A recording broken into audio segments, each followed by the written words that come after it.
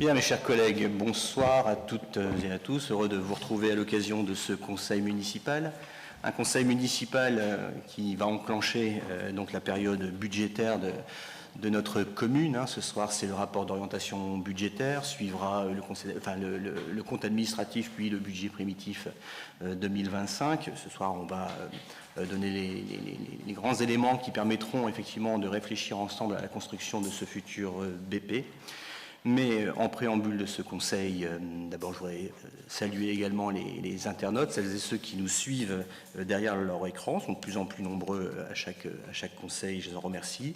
Et puis également les personnes présentes dans le public ce soir qui viennent assister à ce conseil municipal.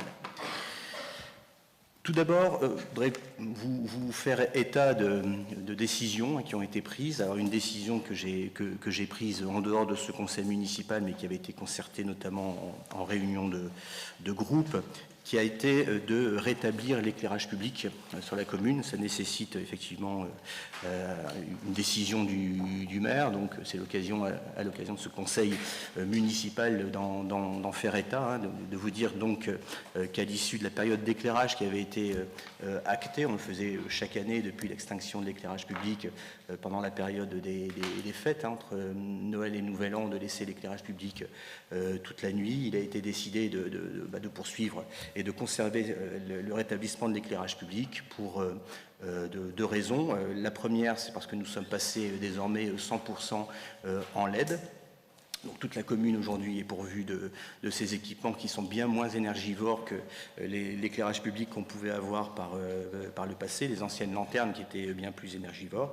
Et puis la deuxième aussi, parce qu'il y avait un sentiment d'insécurité qui était latent de la part de nos concitoyens. Alors un sentiment d'insécurité n'est pas une insécurité avérée en l'occurrence, il faut bien faire la part des choses, et j'insiste là-dessus parce qu'il n'y a pas eu d'évolution notable de faits de délinquance ou de vol ou de cambriolage qui ont explosé pendant la période d'extinction de l'éclairage public. Ça a été de manière assez linéaire quand on compare les chiffres que nous avons du commissariat. Mais néanmoins, ce sentiment d'insécurité était assez latent, et puisque nous avions réalisé l'intégralité de ces changements de luminaire en passage LED, nous avons pris collectivement la décision de réouvrir cet éclairage de nuit. Voilà, donc ça c'était une information que je souhaitais vous donner. Dans les informations au Conseil également, donc je bouscule un peu l'ordre du jour parce que c'était prévu à la fin de l'ordre du jour. On va passer toutes les informations en ce début de Conseil, comme ça il nous restera après à passer les délibérations. À la fin de l'ordre du jour, on fera l'appel sur les décisions juste après. Donc il y avait des éléments sur l'éclairage public, ce que je viens de faire. Alors, petite précision, désormais l'éclairage public est donc ouvert toute la nuit, avec quand même une baisse d'intensité sur le cœur de nuit, qui nous permet donc de minimiser, en tout cas en termes d'énergie, les besoins en énergie, et donc de réduire la facture énergétique en l'occurrence. Petite également information concernant une réunion publique qui aura lieu le 25 mars prochain à la salle des fêtes d'Oupline. C'est une réunion que nous partageons avec la ville d'Armentières. Il s'agit d'une réunion de concertation sur ce qu'on appelle les franges industrielles Armentières-Oupline ou Oupline-Armentières, pendant quelle commune on la présente. Vous savez que sur les anciennes friches Acco et Colombier qui sont aujourd'hui en cours de démolition, en grande partie démolies et sur lesquelles donc un nouveau quartier va émerger dans les années à venir, nous avons une phase de concertation dite réglementaire à mener avec la ville d'Armentières, et c'est sur quoi nous allons discuter et concerter le 25 mars prochain.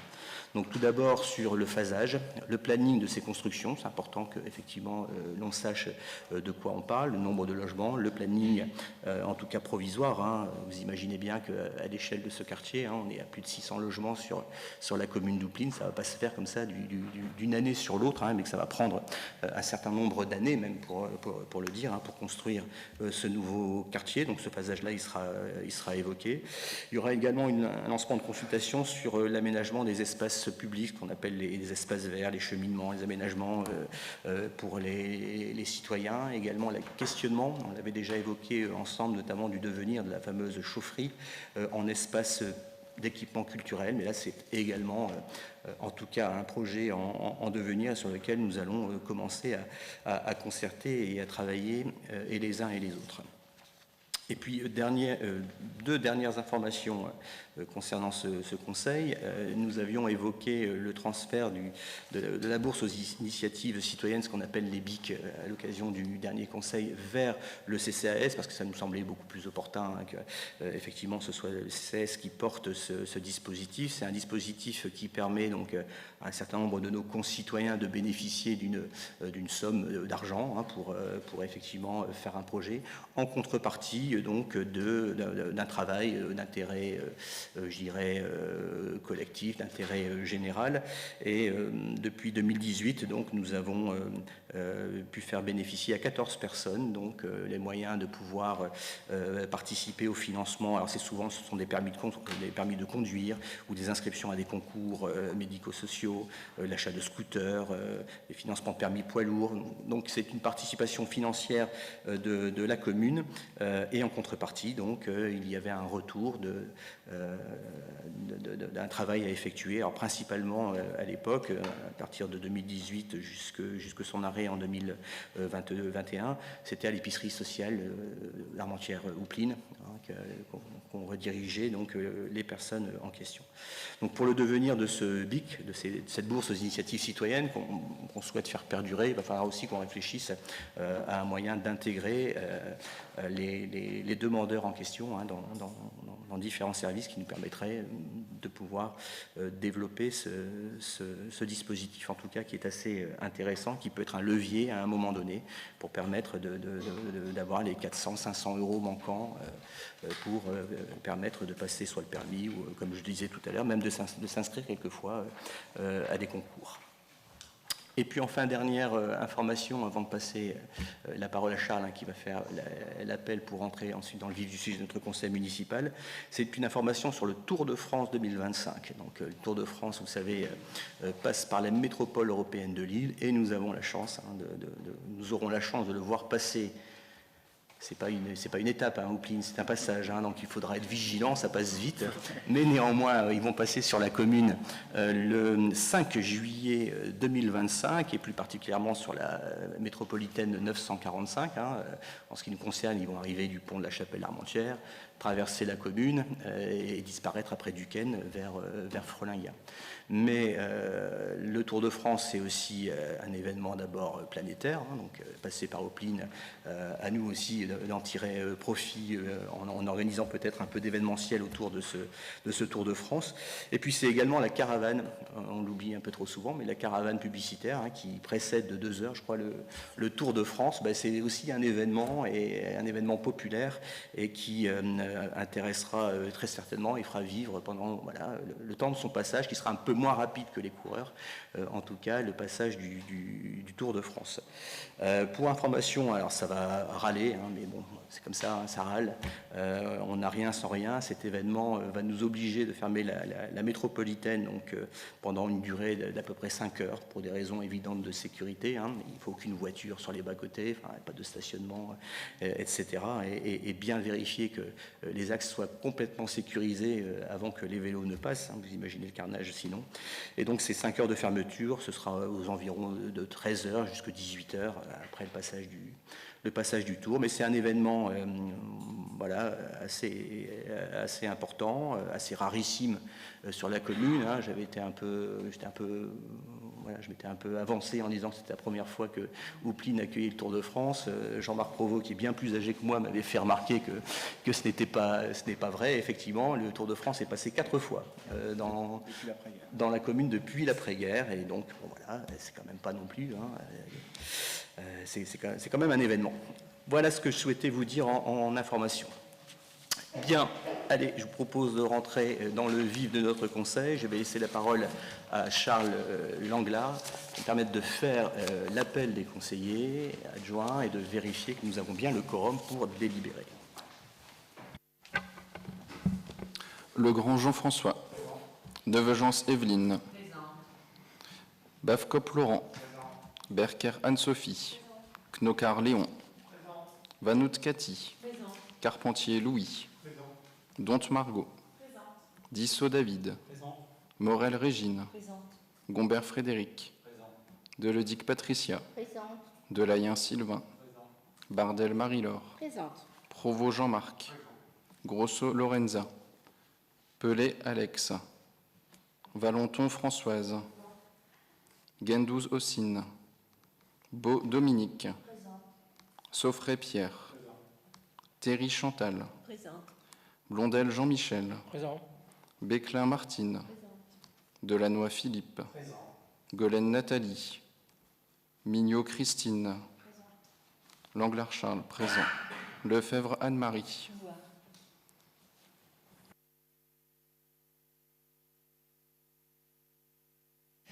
Merci Charles. Donc le quorum est atteint. On peut donc valablement délibérer. La première question que j'ai à vous poser, c'est une question classique en ce début de conseil municipal, c'est d'abord l'approbation de notre procès-verbal de la réunion du conseil municipal précédent, donc celui du 16 décembre 2024. Donc vous avez été réceptionnaire donc, de ce procès-verbal. Y a-t-il des questions, des remarques, des interrogations au regard de ce dernier, à la lecture de ce dernier? Non, pas de remarques. Écoutez, merci. Il est adopté à l'unanimité. Puis c'est pour moi l'occasion, une fois n'est pas coutume, de remercier Cathy Vanout qui se charge à chaque fois d'établir ces procès-verbaux. Alors, ce n'est pas une tâche plus marrante, effectivement, mais elle est nécessaire et obligatoire d'abord, et elle nous permet de bien vérifier qu'effectivement nos débats sont bien reportés. Première délibération, alors qui n'est pas la plus glamour ni la plus fun de la soirée, mais bon, qui fait partie de la vie. C'est une délibération sur la reprise des concessions en état d'abandon dans notre cimetière. Et je vais laisser le soin à Louis Carpentier, donc adjoint en charge de ces questions, de vous en faire état. Merci, monsieur le maire. Donc la commune a fait, comme tous les ans, le constat que plusieurs concessions se trouvent en état d'abandon manifeste.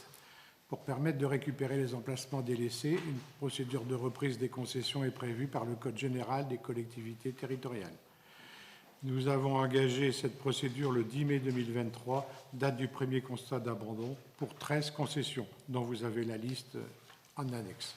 Nous sommes maintenant à la fin de la procédure. Le conseil municipal doit donc se prononcer sur la reprise des concessions pour permettre ensuite à monsieur le maire de prendre l'arrêté individuel de reprise. Alors, donc, vu les codes généraux des collectivités territoriales, et notamment les articles L 2223-17, L 223-18, R 2223-18 à R 2223-21. Considérant que les concessions sont concédées depuis plus de 30 ans ou moins, que la dernière inhumation remonte à plus de 10 ans, qu'aucun corps de militaires morts pour la France n'y est inhumé, qu'elles sont bien en état d'abandon, le dit État ayant dû en constater à 2 reprises. Considérant que cette situation relève d'une défaillance à l'engagement souscrit par les titulaires ou ayant droit des dites concessions, en leur nom et au nom de leurs successeurs, de les maintenir en bon état. Voilà. Je repasse la parole, monsieur le maire. Il a dit 17, oui. Oui, 17, pardon, excusez-moi. C'est mal vu. Merci, cher Louis, M. Carpentier, pour cette délibération. Y a-t-il des remarques particulières? C'est une délibération classique, ça nous permet de maintenir le cimetière dans ses limites actuelles et de ne pas continuer à s'agrandir de façon déraisonnable. Nous le faisons depuis quelques années, là, et voilà. S'il n'y a pas de remarques, je propose de passer au vote. Quelles sont celles et ceux qui sont favorables donc, à cette délibération? Unanimité, je vous remercie.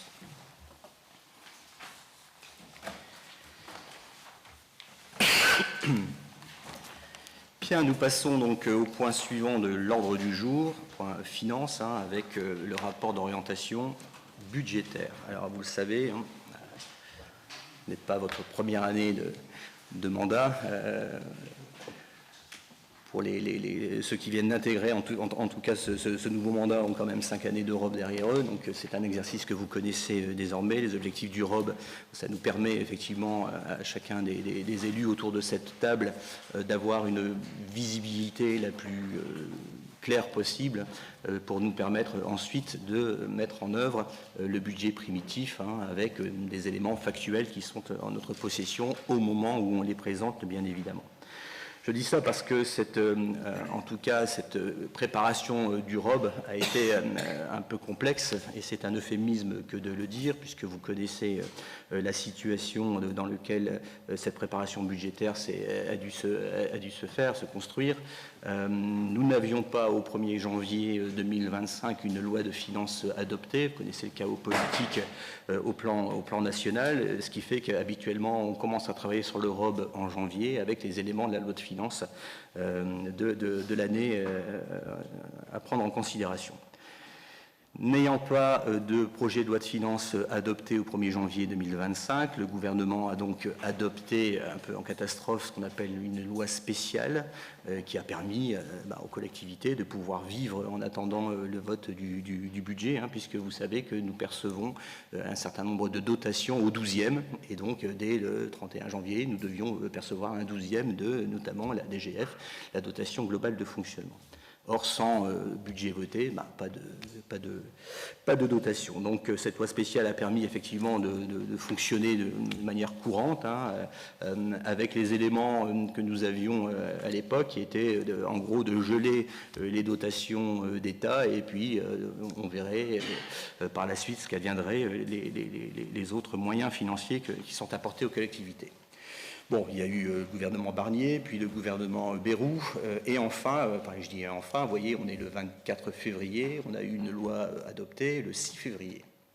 Donc, branle-bas de combat à partir du 6 février pour retravailler ce rapport d'orientation budgétaire avec une nouvelle mouture, puisque on n'était plus sous la loi spéciale, mais bien le budget 2025. Et dans ce contexte, il a fallu effectivement y travailler d'arrache-pied. D'ailleurs, il y a encore eu quelques changements notoires, entre guillemets, en fin de semaine dernière. C'est ce pourquoi vous avez désormais la dernière mouture sur table, puisque je ne cache rien, dernière mouture sur table de ce ROB, pour vraiment affiner de manière la plus claire possible, et en tout cas à ce 24 février, d'avoir les éléments de travaux qui nous permettront de mettre en place le BP à venir.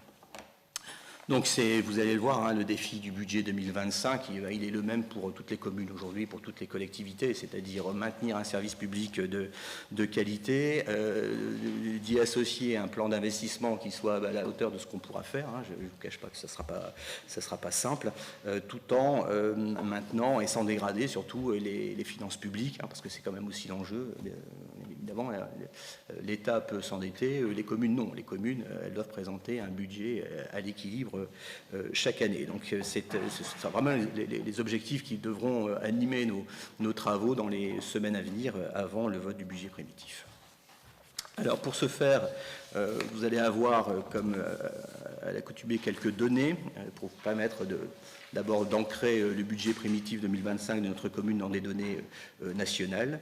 Ces données économiques nationales se font dans un contexte un peu compliqué, avec une prévision de croissance qui est prévue à 1,2%. Alors cette prévision de croissance, elle est à peu près la même sur l'ensemble des documents que j'ai pu lire, que ce soit l'INSEE ou effectivement des bureaux d'études privés qui établissent d'une manière à peu près sûre, en tout cas, cette prévision de croissance.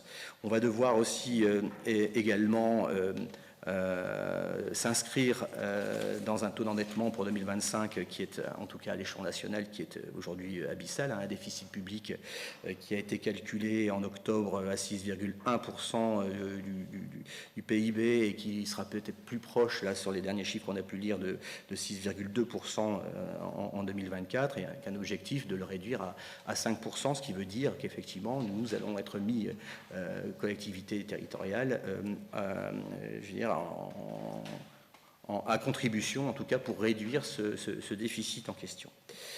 Là-dessus s'inscrit une prévision d'inflation de 1,5% qui est enfin contenue, puisque nous avons vécu 2-3 années d'inflation importante. Je vous rappelle les 7,1 ou 2% de 2023 notamment. En 2024, on était encore sur des hauteurs assez importantes et on a terminé l'année mieux qu'on ne l'avait commencé, puisqu'on a terminé à 2,5%.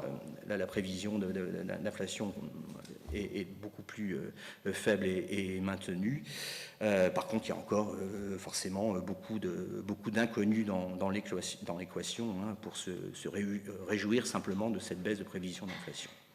Sur les évolutions des valeurs locatives, elles seront assez faibles. Vous savez que chaque année, la loi de finances détermine ces valeurs locatives qui sont adossées à la taxe foncière en ce qui nous concerne. Et donc, il y aura une évolution de 1,7%, en tout cas pour 2025, c'est-à-dire une faible évolution en comparaison de ce qu'on a pu connaître les années précédentes, 7,1% en 23, 3, je le dis de mémoire, j'ai peur de dire des bêtises, 3,9%, je crois que c'est ça, en 2024, et donc 1,7 pour 2025.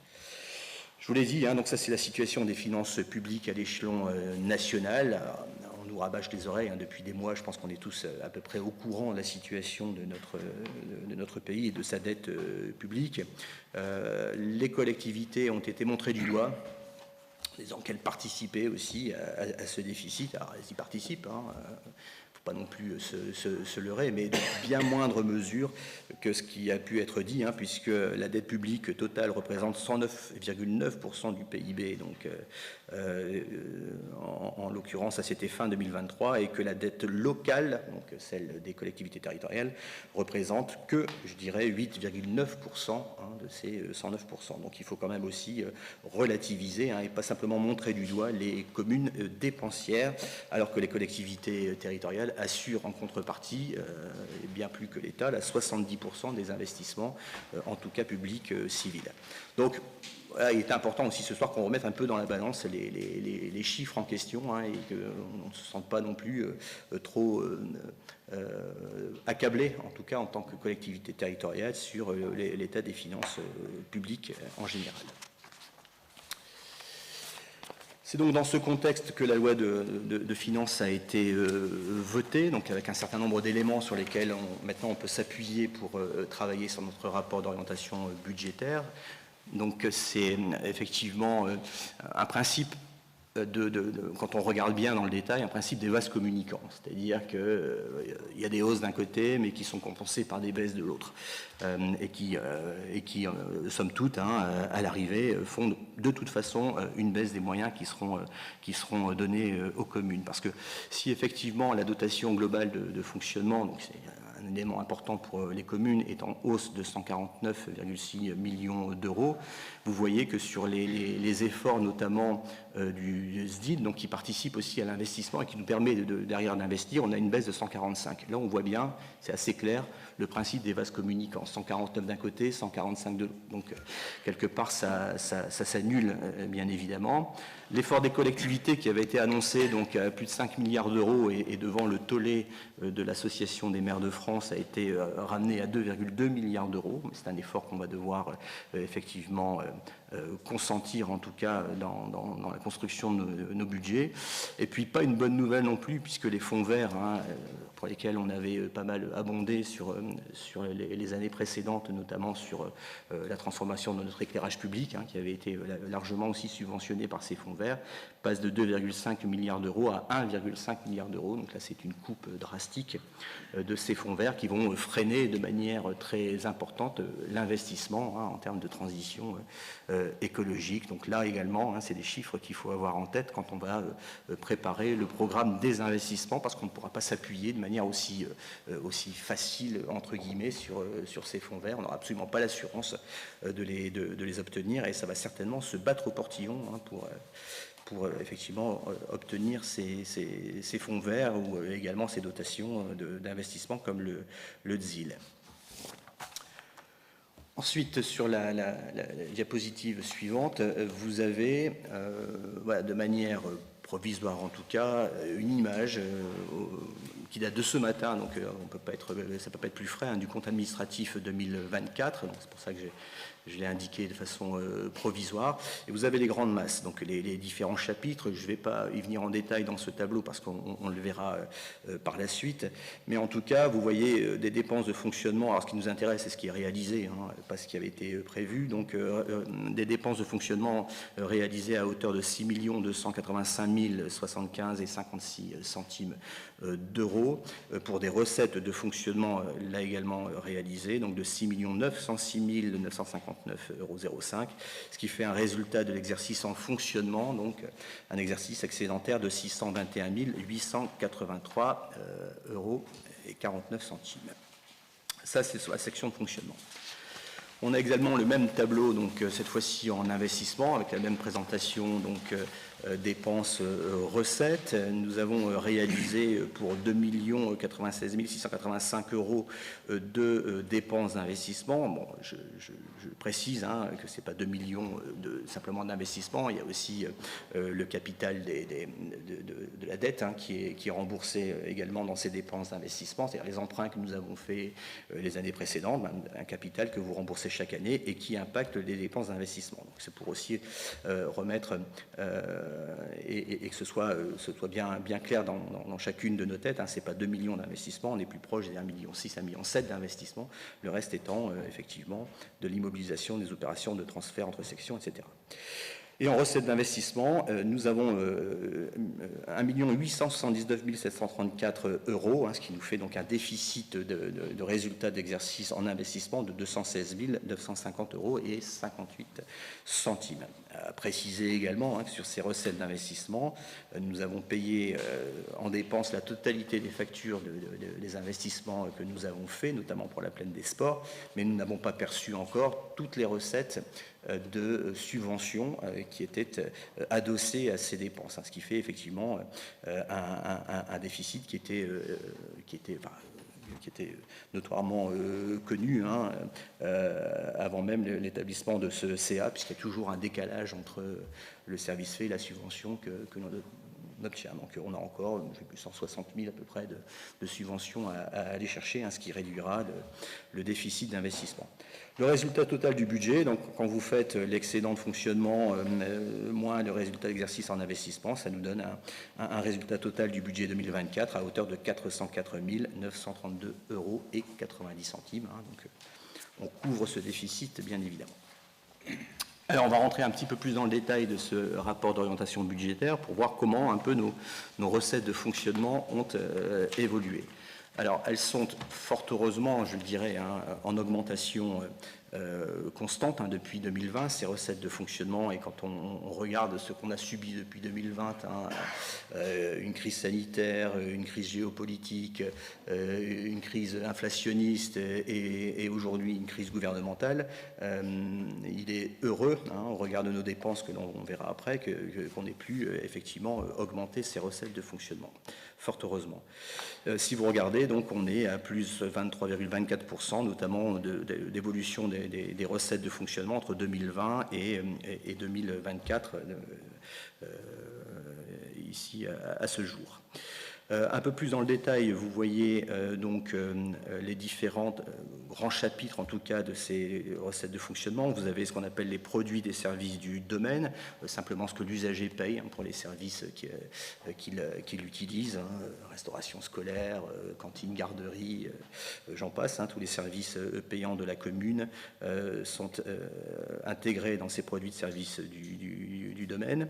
Vous avez les impôts et taxes qui correspondent donc effectivement à 62% aujourd'hui des recettes de fonctionnement, des dotations et participations et ce qu'on appelle les autres produits de gestion courante qui nous font la majeure partie en tout cas de ces totales de recettes de fonctionnement. Rentrer un peu dans le détail de ce tableau pour parler d'abord des recettes de fiscalité. On l'a évoqué, l'augmentation de la fiscalité directe. Vous savez que nous avons fait évoluer de 2,9 points en 2023 le taux de notre taxe foncière qui n'avait pas bougé. En 2024. 24, pardon, j'ai dit 23. Oui, 2024, donc sur cette année, ce taux de taxe foncière qui n'avait pas bougé depuis 2011.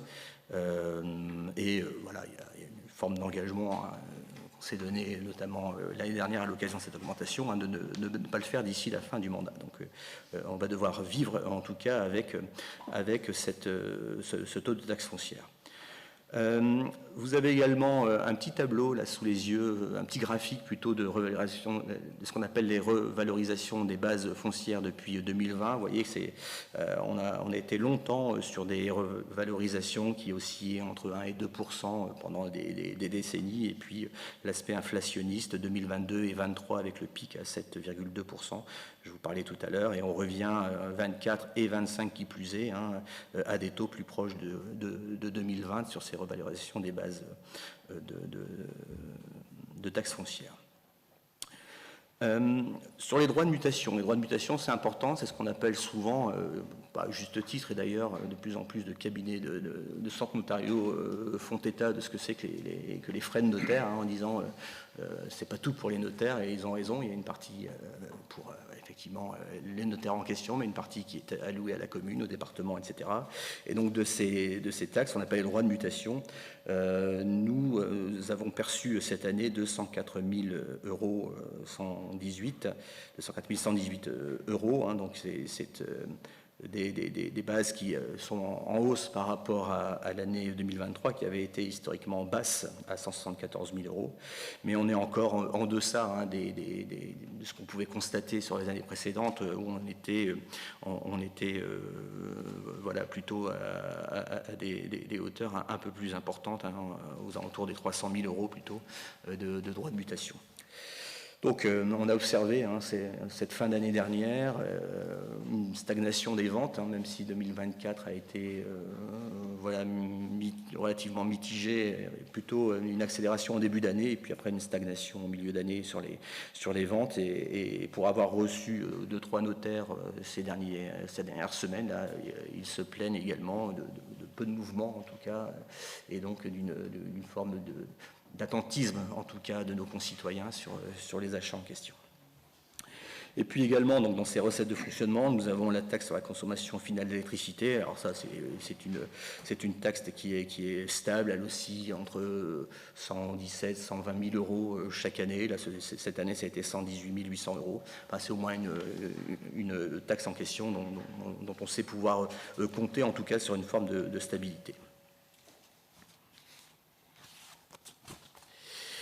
Ensuite, pour continuer sur les recettes de fonctionnement, nous avons ce qu'on appelle la fiscalité, cette fois-ci dite indirecte. Ce sont les dotations que l'on peut percevoir, donc je vous en ai parlé rapidement. Sur 2024, nous avons perçu un peu plus de 57 000 euros en plus de ce que nous avions perçu en 2023. Donc voilà, un petit dynamisme en tout cas sur les dotations de participation de l'État, avec des variables d'ajustement, notamment la dotation globale de fonctionnement en 2024 qui a évolué de 740 à 743 000 euros, la dotation de solidarité rurale qui elle évolue de manière un peu plus significative de 384 à 415 000 euros, vous avez les chiffres là sous les yeux, la péréquation, on bénéficie aussi de dotations de péréquation, donc c'est le principe à la Robin des Bois, les villes riches payent pour les villes pauvres, entre guillemets. Alors je n'aime pas cette connotation un peu caricaturale, mais c'est un peu ce principe de vase communicant à enveloppe constante. Donc ça joue chaque année. On avait perçu 187 000 en 23, on perçoit 192 000 en 24. Le FPIC, qui est aussi également une forme de fonds de péréquation, cette fois-ci sur les ressources intercommunales, donc à hauteur près de 150 000 euros. Et après, deux participations qui sont stables, parce que voilà, chaque année on perçoit de la CAF une somme qui vient subventionner les actions que nous menons vers la petite enfance, l'enfance, la jeunesse, etc., à hauteur de 150 000 euros. Et le département du Nord qui ne nous fait pas un cadeau de 20 000 euros, mais qui tout simplement loue notre salle de sport Gérard Dufour, donc la salle qui est à proximité du collège, pour les activités sportives du collège. Et vous savez que le département a la compétence justement des collèges, et donc c'est leur participation financière donc aux frais de location et des fluides de cette salle en question. Et un peu le dojo, effectivement, puisqu'ils utilisent aussi le dojo à proximité de notre centre culturel, et puis pour être complet jusqu'au bout, les frais de nettoyage aussi du centre de santé, puisque la PMI, je crois, s'y installe à l'occasion. Sur les autres recettes que nous percevons et que nous allons continuer, j'espère, à percevoir, on a les dotations dites de la métropole européenne de Lille. Ce sont des dotations qui nous sont transférées. Vous savez que depuis 2001, la commune ne perçoit plus directement la taxe professionnelle. Cette compétence a été, dans le cadre des lois PAM, a été transférée donc aux EPCI et à la métropole européenne de Lille en ce qui nous concerne, et que depuis cette date, était calculée à partir de cette date 2001, et nous percevons chaque année la même somme, c'est 257 577 en ce qui concerne la commune d'Oupline, c'est ce qu'on appelle l'attribution de compensation. Nous avons également une dotation de solidarité communautaire, la DSC, qui elle est un outil de péréquation, donc qui évolue d'une année sur l'autre, alors pas de manière extrêmement importante, mais bon, qui a quand même des fluctuations. Nous avons perçu en 24 là 127 800 €, donc vous voyez, c'est 385 500 € de dotation métropolitaine pour 2024, et on aura le même mécanisme sur 2025.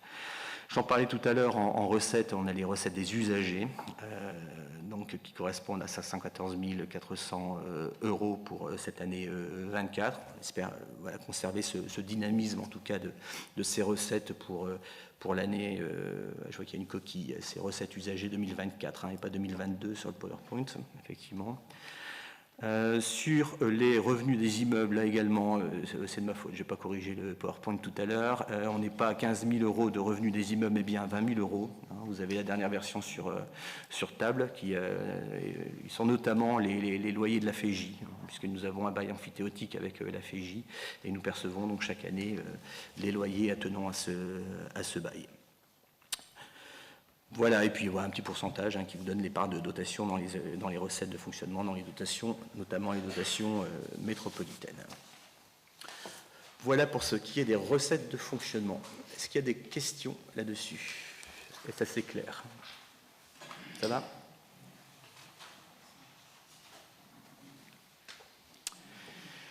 Bien, mais écoutez, on n'est pas au bout de nos peines, puisqu'on va maintenant passer aux dépenses de fonctionnement. Alors sur ces dépenses de fonctionnement, vous voyez qu'elles sont en augmentation, je vous en parlais tout à l'heure, de manière assez significative. Depuis 2020, c'est plus 25% de dépenses de fonctionnement au global. Encore une fois, les différentes crises que nous avons vécues ces dernières années, c'était un mandat quand même assez sportif, on va dire. On les a quand même cumulés, et une crise disparaissait qu'une autre apparaissait. On est sorti du Covid pour rentrer dans le conflit ukrainien, l'inflation effectivement des énergies, une inflation alimentaire qui a quand même impacté notre restauration scolaire notamment. On en sort, on a effectivement crise politique, géopolitique, enfin bon, on a l'impression qu'on les cumule et qu'effectivement on a du mal à voir le bout du tunnel, mais tout ça impacte de manière très significative nos dépenses, bien évidemment, et notamment nos dépenses des charges à caractère général, puisque là-dedans on va trouver tout ce qui est paiement des fluides, du gaz, de l'électricité, etc. Et vous voyez qu'également, c'est depuis 2020 une inflation, une évolution en tout cas de plus de 32% sur ces charges à caractère général. De manière aussi impactante, on a des charges de personnel qui augmentent. On avait une augmentation il y a encore, si je parle du mandat précédent, qui était à hauteur de 1,5 à 2,5 par an, qui était le glissement vieillesse technicité. Là, on est de manière assez systématique depuis 2022. Alors, on a eu la hausse du point d'indice de la fonction publique, les augmentations qui ont impacté l'augmentation de la masse salariale, et là on est plus près, vous voyez, des 4% par an d'augmentation, 4% sur des sommes comme ça importantes, ça marque, et ça fait évoluer de façon assez significative ces charges de personnel. Alors, il n'y a pas, je ne juge pas, effectivement, cette valorisation, elle était nécessaire, en tout cas, des fonctionnaires, et je ne la remets pas en cause, mais voilà, factuellement, on a un impact qui est assez marqué sur nos charges de personnel. Et ensuite, de manière beaucoup moins importante, vous avez les autres charges de gestion courante qui elles sont en baisse de 4,34%, mais qui ne représentent pas la même masse d'abord salariale. On parle de 800 000 euros là, ici en l'occurrence. Et dans ces autres charges de gestion courante, on retrouve à la fois les subventions que l'on donne aux associations. Alors je précise qu'il n'y a pas eu de baisse des subventions aux associations en l'occurrence depuis 2020, ou alors des baisses qui ont été effectuées en parfaite transparence avec les présidents d'associations parce que le crédit, en tout cas la trésorerie de leur association le permettait. C'est l'occasion de dire d'ailleurs que les subventions aux associations ne sont pas gravées dans le marbre, mais elles sont des subventions d'équilibre et que ça reste de l'argent public. Donc on regarde ça avec, en tout cas Laurent plus particulièrement, regarde ça avec beaucoup d'efficience. La participation aux organismes extérieurs, la piscine intercommunale, la mission locale, le plan d'insertion pour l'emploi, etc. Donc c'est des charges qui, elles, restent stables en 2024. Et dans les autres charges de gestion courante, on retrouve aussi également les intérêts d'emprunt. Donc ces intérêts d'emprunt fluctuent d'une année à l'autre. Vous savez qu'on a une dette qui est construite à la fois sur du taux fixe et du taux variable. Il y a des années on gagne, parce que les taux sont bas, il y a des années on perd parce que les taux sont hauts. Globalement, sur la dette, elle doit être construite comme ça pour qu'elle soit dite entre guillemets saine et en bonne gestion de père de famille. Elle doit être à la fois sur des taux stables et variables, avec un bon équilibre. Et on a été pendant des années plutôt gagnant, en tout cas sur ces taux variables. Cette année, on l'est moins. Une année d'inflation et donc avec des taux qui augmentent un peu. Enfin, tout ça est très variable. Mais vous voyez, ça reste encore relativement linéaire, en tout cas en termes de dépenses sur ce chapitre-là. Donc vous avez les grandes masses indiquées, notamment sur ces charges financières à hauteur de 120 800 euros pour 2024. Toujours en dépenses... non, c'est terminé, pardon. Sur les dépenses de fonctionnement. Vous avez des remarques particulières, des questions sur ce qui vient de vous être présenté, non ?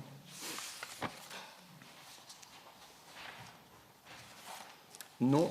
Écoutez, nous passons à l'investissement, donc sur les dépenses d'investissement. Alors, il est tôt aujourd'hui de vous dire quels seront les investissements que nous allons effectuer cette année. D'abord parce qu'on n'en est qu'au rapport d'orientation budgétaire, on n'en est pas au budget primitif, et c'est tout l'enjeu justement de ce rapport, c'est d'évaluer quels sont les moyens qu'on pourra mettre en œuvre en investissement. Donc c'est un peu sibyllin, je vous l'accorde, sur ce qui est indiqué, en tout cas sur cette slide en présentation, et donc il faudra être prudent, regarder les marges de manœuvre qui seront les nôtres, une fois qu'on aura consolidé le compte administratif, regarder effectivement ce qui se dégagera en autofinancement et ce qui sera permis d'envisager, en tout cas en termes d'investissement. Ce qui est indiqué, c'est que nous avons eu un début de mandat avec des investissements assez marqués, assez forts, et notamment ici dernièrement avec la plaine des sports qu'il va falloir aussi à un moment absorber. Donc vous voyez, c'est 1,7 million d'euros qui ont été consacrés à la rénovation, requalification et même plus que ça, à faire de cette plaine de sport une plaine de loisirs. Il n'y a aucun regret là-dessus, mais bon, forcément ça impacte les années, ou cette année et l'année prochaine qui va suivre.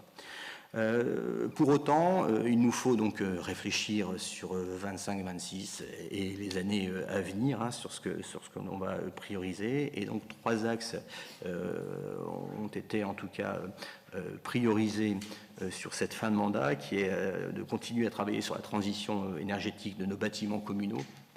D'abord parce que c'est vertueux, au plus on va isoler nos bâtiments, au moins ils seront coûteux en énergie. De réfléchir également sur la diminution du nombre de nos bâtiments communaux.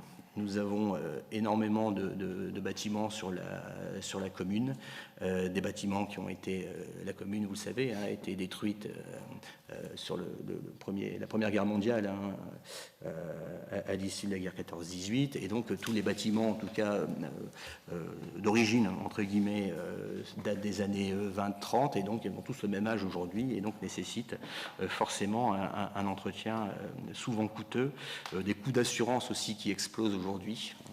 Vous avez tous en tête hein, nos quittances d'assurance hein, qui sont passées de 9 000 euros à 88 000 euros comme ça, sans sinistre particulier, mais parce que on doit participer entre guillemets à un effort de solidarité hein, pour les sinistrés inondés ou non, les glissements de terrain, j'en passais des meilleurs. Donc ça ne va pas aller en s'améliorant.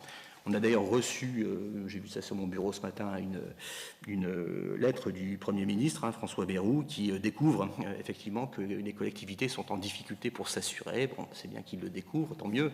Nous, on le vit au quotidien depuis quelques années maintenant. Je ne vais pas lui reprocher, il est aux affaires depuis un mois. En tout cas, il a pris en charge ce dossier et moins une commission qui va travailler sur le sujet pour essayer de trouver des solutions et à ce que les communes ne soient pas assassinées, en tout cas, par leur compagnie d'assurance, quand il y a une compagnie d'assurance qui veut bien les assurer, parce que ça, c'est pas gagné non plus. Et puis donc également il va nous falloir un certain nombre de matériel, hein, d'acquisition de matériel, éventuellement de véhicules, donc au bénéfice d'une des priorités qu'on s'est données en cette fin de mandat, hein, qui est la propreté, et continuer à améliorer notre cadre de vie. Donc c'est là-dessus qu'on va travailler sur les investissements à venir. Pour faire ce travail, en l'occurrence, oui, pardon. Des questions ? Donc il nous faut regarder aussi la structure de la dette, c'est important, hein, puisque les emprunts, vous connaissez la formule, hein, les emprunts d'aujourd'hui hein, sont forcément les impôts de demain, hein. Donc il faut être très prudent en tout cas sur notre capacité à emprunter, à regarder ça. Donc la structure de la dette aujourd'hui, on est dans un pic hein, plutôt haut, ce qui est normal puisqu'on absorbe la plaine des sports plein pot sur cette première année 25, et on a une dette qui est donc qui diminue hein, d'année en année de façon linéaire. Le travail qu'on aura effectué, c'est peut-être aussi la restructuration de cette dette au global et de voir comment on peut soit renégocier un certain nombre d'emprunts, soit englober. Enfin, il y a peut-être un travail plus fin à mener sur la structure de la dette pour pouvoir dégager quelques orientations. Quand je dis demain, c'est 26, 27, 28, quoi, hein, sur les années à venir, même si celle-ci baisse d'une manière continue et fort heureusement hein, dans les années qui viennent. Comment financer ces dépenses d'investissement? Alors je pense qu'il était, on ne le dit pas chaque année, mais c'est bien de temps en temps de refaire une petite piqûre de rappel, hein, de vous rappeler comment on crédite en tout cas l'investissement, quelles sont les recettes potentielles d'investissement. Il n'y en a pas 36 000, hein, vous les avez sous les yeux. La première, c'est l'autofinancement, c'est la règle de base, l'autofinancement, c'est la capacité de la commune à pouvoir effectivement abonder à de l'investissement. On dit hein, de manière rhétorique hein, que l'autofinancement doit être à peu près à hauteur de 40-42% des dépenses d'investissement. Ça vous donne une petite idée. Hein. C'est très théorique hein, parce que peu de communes effectivement le font réellement, mais en tout cas voilà, ça donne un peu le poids de l'autofinancement dans les recettes potentielles d'investissement. On a les dotations d'investissement, donc le DSIL et le DETR, qui sont des dotations importantes quand on investit. Or, on a vu que ce DSIL, cette DETR, était une variable d'ajustement sur la loi de finances 2025 et qu'elle avait baissé de près de 150 millions d'euros. Donc, il va falloir l'utiliser avec prudence en tout cas. Les subventions, les fonds de concours, des subventions du département qu'on peut aller chercher, les fonds de concours de la MEL, merci la MEL, enfin, je le dis sans flagornerie, hein, tous les fonds de concours auxquels on a pu abonder, on a eu à chaque fois un retour non seulement positif, mais rapide, qui plus est. Et aujourd'hui, ces fonds de concours métropolitains nous ont permis, rien que sur ce mandat et depuis 2020, alors je n'ai pas les derniers chiffres en tête, ils datent de 2023, nous avions perçu près d'1,5 million de fonds de concours de l'AMEL entre 2020 et 2023. C'est absolument pas neutre, hein, donc il faudra mettre à jour le budget primitif sur ce qu'on a pu percevoir en 24. Mais en tout cas, voilà, c'est un poids lourd aujourd'hui, hein, sur lequel on peut s'appuyer. Les emprunts, encore une fois, hein, les emprunts avec beaucoup de parcimonie, hein, parce qu'à un moment, il faut les rembourser. Le FCTVA, qui est la TVA que l'on perçoit avec les investissements qu'on a fait sur l'année N-1, donc sur ce qu'on a investi en 2024, on va percevoir la TVA en recettes en 2025, voilà, qui permettent d'abonder les recettes d'investissement. Les amortissements, alors c'est un exercice, je dirais, voilà, pas simple à comprendre ni à évaluer finement, hein, mais les amortissements sont calculés à la fois en recettes d'investissement et en dépenses de fonctionnement. Hein, donc c'est une écriture comptable, mais qui participe aussi à l'investissement en l'occurrence. Et puis également, puisque je vous parlais d'une réflexion que nous avons sur nos bâtiments, on ne peut pas inscrire au budget primitif parce que ça reste incertain, ce sont les cessions immobilières. C'est-à-dire qu'on peut décider de vendre un bâtiment, on peut avoir l'évaluation des domaines pour ce bâtiment en question, mais en tout cas, la bonne gestion de père de famille nous demande une prudence particulière sur l'inscription, par exemple, d'une cession immobilière qui serait hypothétique. Nous l'avions fait sur le bâtiment Aldi par le passé parce qu'on avait l'assurance, effectivement, que le bâtiment pour lequel nous étions propriétaires à côté d'Aldi serait vendu, puisqu'Aldi avait déposé un permis de construire, qu'il souhaitait effectivement racheter la cellule qui appartenait à la commune pour pouvoir établir et construire son nouveau magasin. Donc les 250 000 € à l'époque, et on les retrouve dans le compte administratif, on avait pu l'inscrire effectivement, c'était une recette assurée. Là, on ne va pas pouvoir le faire sans être potentiellement sûr de vendre, en tout cas dans l'année. Mais c'est une recette sur laquelle on va pouvoir travailler. Voilà donc quelles sont les possibilités de recettes. En tout cas, comme ça, vous avez toutes et tous en tête ces moyens-là.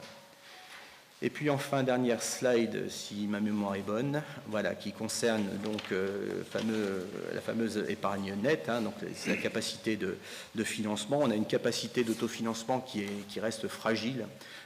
On n'est pas considéré comme une ville riche, en tout cas aisée en l'occurrence, hein. Il suffit de regarder nos fonds de péréquation et ce qu'on perçoit justement en termes de solidarité urbaine et de fonds de péréquation divers et variés pour s'en rendre compte. Et donc forcément, on a un autofinancement qui est à la hauteur de ce que l'on peut faire.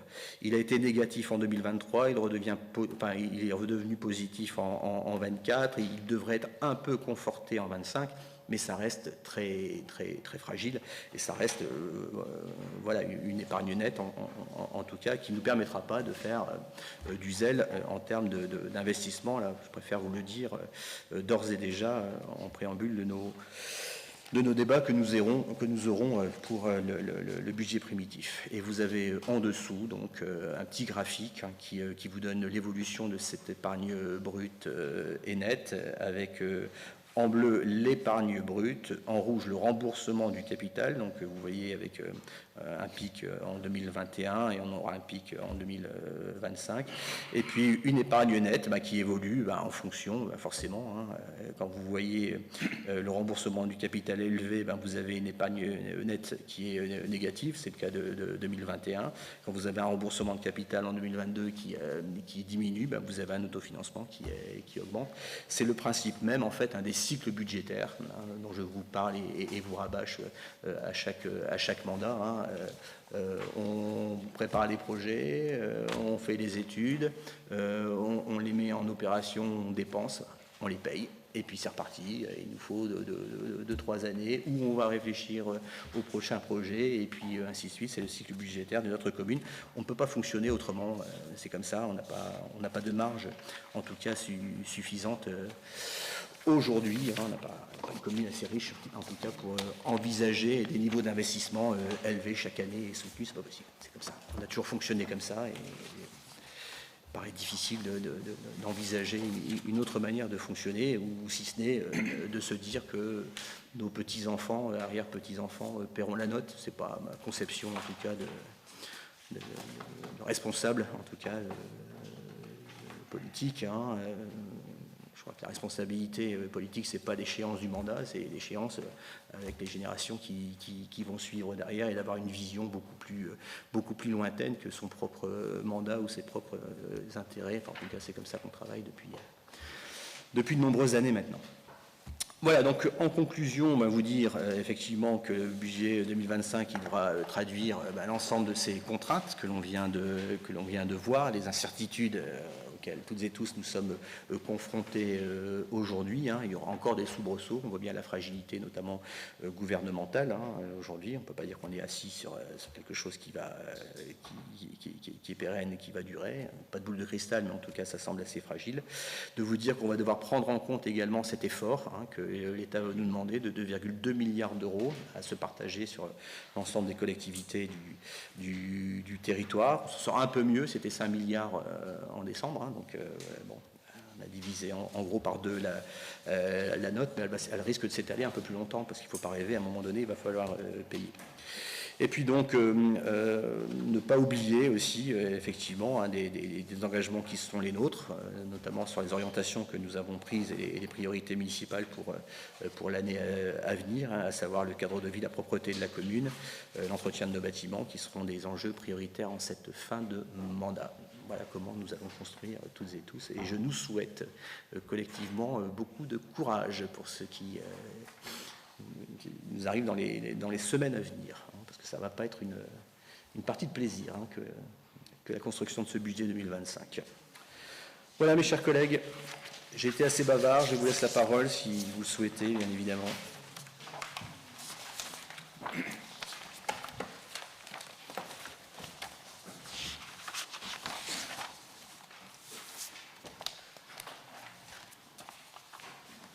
Pas de questions ? Je suis de plus en plus pédagogue. En fait, bavard mais clair. Vous allez me faire croire que je suis meilleur chaque année.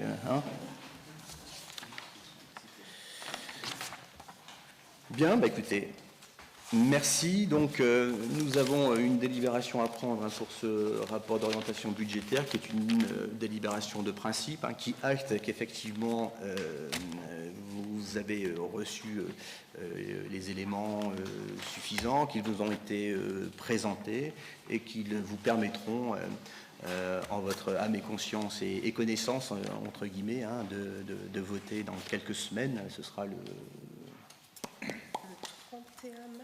31 mars, oui, peut-être, oui, dans ces eaux-là, le vote du budget primitif 25.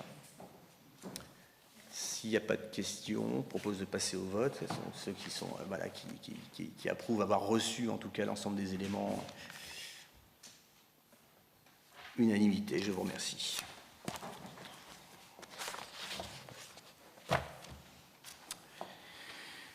Bien. Nous passons donc sous l'item aménagement urbanisme avec 3 délibérations. La première concerne la cession de parcelles à la métropole européenne de Lille. Il s'agit là tout simplement d'une erreur matérielle qui avait été faite sur la délibération que nous avions prise le 25 mars 2024. Nous devions transférer 169 mètres carrés donc, à la métropole. Et si vous regardez bien la délibération, il manquait le 1 sur la contenance du premier tableau dans la partie projet. Donc il y a bien le 69 en centiares, mais il manquait le 1 art. Et donc la délibération était caduque. C'est bon. Petite bêtise qui est passée à l'as, ça arrive. Je propose de rectifier le tir donc, avec cette délibération pour permettre de la rendre opérationnelle. J'imagine qu'il n'y a pas de souci, vous étiez d'accord en tout cas à l'époque pour cette session. Merci. Deuxième délibération, voilà, on parlait justement de la concertation à venir sur nos franges industrielles avec un quartier en devenir, et nous avons été sollicités donc par la métropole européenne de Lille pour donner un nom à cet axe qui va être un axe majeur dans les franges industrielles, qui va permettre de traverser d'ouest en est ou d'est en ouest en fonction de l'endroit où on démarre. En tout cas, c'est ce nouveau quartier en devenir. Pour ce faire, alors ça va démarrer pour pour être très très précis, ça devrait démarrer de manière très schématique sur la rue Voltaire, donc à peu près au milieu de la rue Voltaire. On devrait avoir une voie qui va être parallèle à la rue Victor Hugo, donc qui va traverser ce nouveau quartier et qui va déboucher pas loin de la place Chanzy, à l'autre bout du côté d'Armentières, hein, et donc permettre de dédoubler cette rue Victor Hugo, de doubler en tout cas la rue Victor Hugo et rue des Déportés à Armentières, pour fluidifier aussi et l'accès à ce quartier et fluidifier aussi la circulation de ce nouveau quartier. Il nous a été demandé donc de donner un nom, hein, puisque il est temps de le faire, même s'il n'y a aucune habitation, un poste EDF notamment va être mis en place, et les postes EDF portent le nom de la rue qu'elles y sont attenants, et donc il nous fallait trouver ce nom. Nous avons fait une concertation, en fait, hein, une concertation fermée, parce que sinon on aurait pu dire comment voulez-vous appeler cette avenue, on aurait eu autant de réponses que de participants, hein, chacun ayant une idée bien arrêtée. Nous avons eu un bureau d'adjoint, nous avons eu et donc arrêté un certain nombre de choix de rues en cohérence aussi avec le site, pour garder cet aspect aussi patrimonial, du patrimoine industriel et la mémoire de ce site. Et donc trois noms ont été retenus: avenue des Cotonniers, avenue Émile du Châtelet, Émilie du Châtelet, qui était la compagne de Voltaire, c'est ça? Et pas Émile. Et pas Émile, ouais, bon, ça m'aurait pas choqué outre mesure, hein, mais ouais, Voltaire, il fait ce qu'il veut. Donc, Émilie du Châtelet, et puis l'avenue d'à côté. À côté, c'était le jeu de mots, effectivement, à la fois du jardin d'à côté, Acco et Colombier. Enfin, il y avait cette connotation-là. À l'issue de la consultation, donc vous l'avez sous les yeux, nous avons eu 147 réponses, donc à chaque fois choix unique, et à 52%, c'est l'avenue des Cotonniers qui a été, presque plébiscitée. Hein. C'est un beau score, 52% avec 3 propositions. Voilà, donc je vous propose d'acter par délibération ce choix qui a été fait par nos concitoyens. Pas de souci? L'avenue des Cotonniers? Unanimité, je vous remercie.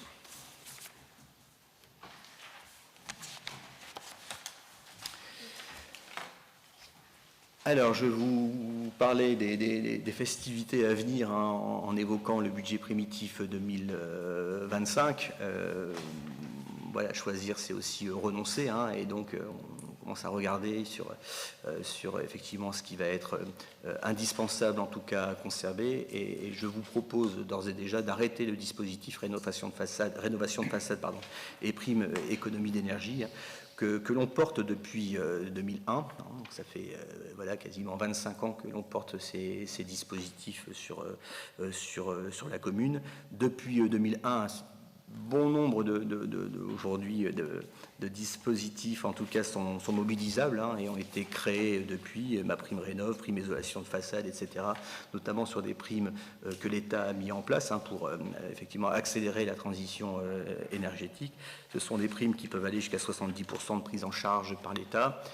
Et il nous semblait effectivement, peut-être à l'horizon de ce budget 25 difficile, hein, de pouvoir arrêter ce dispositif, hein, qui est quand même abondé à hauteur de 65 000 euros par an, c'est ça? Il me semble, 65 000 euros par an sur ces dispositifs de prime rénovation. Alors, 65 000 euros, c'est ce qu'on inscrivait, hein, dans le BP. Ça ne veut pas dire qu'on dépensait chaque année 65 000 euros, hein, loin s'en faut. En tout cas, c'était le taquet. Proposé donc d'arrêter ce dispositif qui était, il faut le dire aussi, un peu moins utilisé ces dernières années. Des questions? Et les dossiers en cours iront jusqu'au bout? Oui, comme toute décision, hein, il n'y a pas un effet rétroactif, c'est-à-dire que les dossiers qui ont été déposés avant la prise de décision du 24 février, qui est donc aujourd'hui, seront assumés et pris en charge, bien évidemment. Oui. C'est-à-dire que dès demain, si on le décide collectivement, hein, dès demain, on prévient le point Info Énergie qui se trouve rue Raymond Lys, hein, dans le bâtiment de la métropole, que les prochains dossiers ne présenteront plus la prime communale en question. Continueront à présenter les primes qui existent, hein, nombreuses et variées, mais plus la prime communale en question. Il y a quelqu'un pour accompagner les habitants qui vont venir déposer des demandes, mais auxquelles on ne pourra pas répondre, je pense. Pardon ? Il y a la possibilité d'être accompagné pour aller chercher des financements sur la rénovation. Ça veut dire que les gens qui vont venir chercher la prime que nous, on n'attribue plus aujourd'hui, on va pouvoir les accompagner vers. Bien sûr. Et je pense qu'il y a quelqu'un... Alors, de toute façon, c'était déjà le cas. Hein, quand on venait ici en mairie pour la prime, on envoyait de toute façon systématiquement à la métropole, où il y a un point info énergie, donc qui se trouve à Armentières, pour le calcul de ces primes qui s'additionnaient, quoi, en fait. Hein. Et donc, de toute façon, ça ne changera pas. C'est-à-dire qu'ils auront toujours ce niveau d'information. Simplement, ils leur seront proposés, donc, ma prime Rénov', hein, les primes ADEME, les primes, j'en passe, il y en a quelques-unes aujourd'hui, hein, auxquelles ils peuvent prétendre, mais au point info énergie, si on le décide encore une fois ce soir, ils ne présenteront plus cette prime façade, bon, qui correspondait aussi, il faut être honnête, hein, à des sommes de 400-500 euros, hein, pas non plus, faut pas non plus, c'était calculé en fonction des mètres carrés de façade, hein, on en a passé un certain nombre en commission pour ceux qui s'en souviennent, on était sur des hauteurs, quand on arrivait à des 700 euros, c'était déjà le maximum, hein, donc. Mais multiplié par le nombre d'habitants, à un moment donné, c'est voilà, une prime aussi qui peut peser sur les finances de la commune, d'autant, remettons-nous dans le contexte, hein, que cette décision de rénovation avait été prise avant le PMRCAD, avait été prise avant les dispositifs que l'État met en œuvre aujourd'hui. On peut dire qu'on avait été précurseur et qu'aujourd'hui, effectivement, on vient s'additionner à ce qui est déjà voilà, accessible désormais. Alors, quels sont celles et ceux qui sont défavorables à l'arrêt de ce dispositif ? C'est bien, vous êtes attentifs. Ils s'abstiennent. Donc, unanimité. Je vous remercie.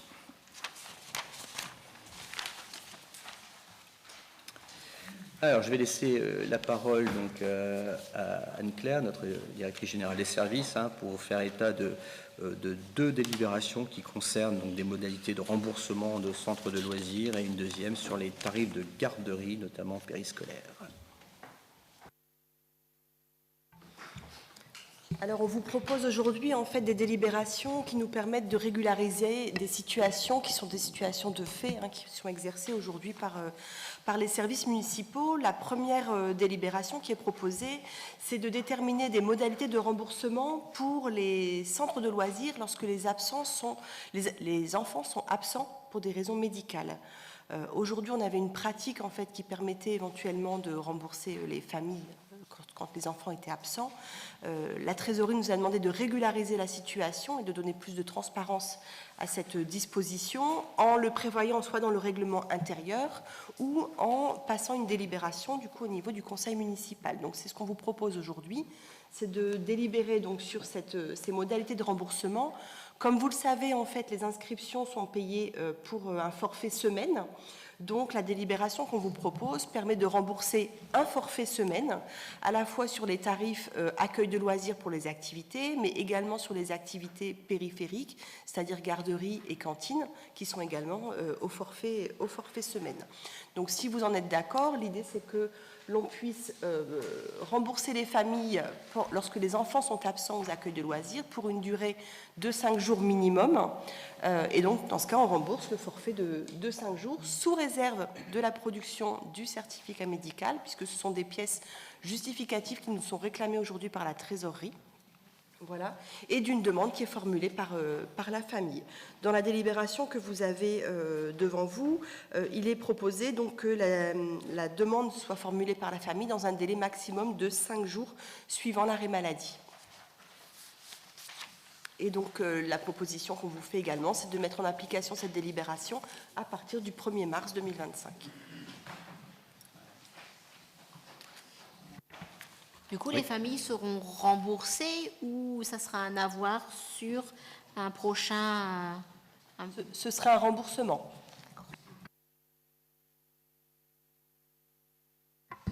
J'ai une petite précision, Anne-Claire. Concernant le remboursement, donc c'est le remboursement du forfait semaine complet, mais c'est donc 5 jours ouvrés et non pas 5 jours ouvrables. Si. D'accord. Donc il y a une petite erreur sur la feuille. 5 jours ouvrés, donc. Ok.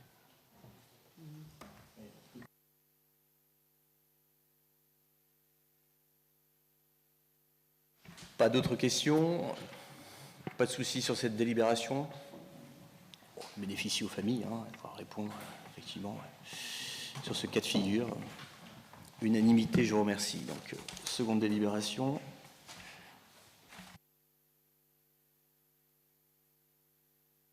Alors, la délibération suivante, donc, elle concerne les tarifs des garderies périscolaires et nous vous proposons donc de modifier en fait une délibération qui a été adoptée l'année dernière, qui porte le numéro 31/2024, puisque dans cette délibération qui se rapportait à une précédente délibération, il avait été ajouté que les tarifs étaient fixés pour les garderies périscolaires et les accueils de loisirs. Or, en fait, ce qui se fait dans la pratique, c'est que les tarifs des garderies périscolaires sont à la demi-journée ou à la journée et que les tarifs de garderie des accueils de loisirs sont à la semaine. Donc du coup, par extension, il avait été ajouté la mention des tarifs garderie des accueils de loisirs, ce qui finalement dans les faits n'était pas possible. Donc nous vous proposons de rectifier la délibération 31/2024 en excluant du coup de cette délibération la mention des garderies des accueils de loisirs. On vous remet donc du coup les tarifs qui ont été adoptés en 31/2024, qui eux par contre restent inchangés.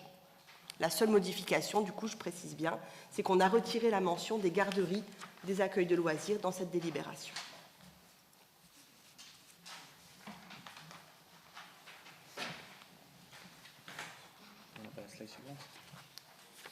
Alors, du coup, je confirme donc avec la délibération suivante qui complète ce que je viens de vous dire. On a reprocédé, du coup, dans un souci de clarté, on a reprocédé à la délibération du coup qui fixe les tarifs relatifs aux garderies des accueils de loisirs. Donc, ce sont des tarifs qui sont inchangés, hein, et qui restent fixés comme suit. Premier enfant, 10 € par semaine. Deuxième enfant, 5 € par semaine. Et à partir du troisième enfant, c'est la gratuité qui est accordée.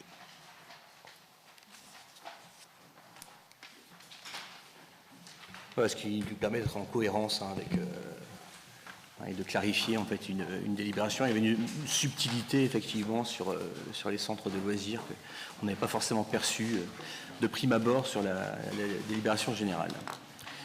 Pas de souci là-dessus? Unanimité? Je vous remercie. Donc, je n'ai pas reçu du Conseil en tout cas de questions diverses.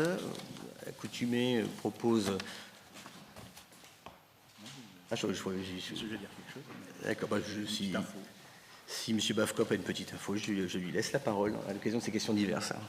Voilà, une information qui va surtout concerner les internautes qui nous regardent aujourd'hui ou qui vont nous regarder en différé. Si vous êtes nouvel arrivant sur Houpline depuis moins d'1 an, n'hésitez pas à venir vous inscrire en mairie pour participer à la cérémonie d'accueil des nouveaux arrivants, qui aura lieu le vendredi 7 mars ici à 19h dans le salon d'honneur. Donc n'hésitez pas, vous êtes nouvel arrivant sur Houpline, un petit coup de fil en mairie pour vous inscrire, mais vous êtes invité à cette cérémonie des nouveaux arrivants le 7 mars à 19h en mairie. Voilà, merci. Et le but de cette manifestation, ça sera de vous présenter la ville d'Houpline et de discuter également avec les élus qui seront présents et vous pourrez leur poser toutes les questions que vous souhaitez. Voilà. Bien, ce conseil est clos. Nous avons fini l'ordre du jour. Comme à l'accoutumée, je propose au public présent, s'il souhaite poser une question au conseil municipal. Vous savez que c'est un outil de participation que nous avons mis en place à l'occasion de ce nouveau mandat. Pour une question, y a-t-il des questions? Oui, M. Brioul, je vous en prie.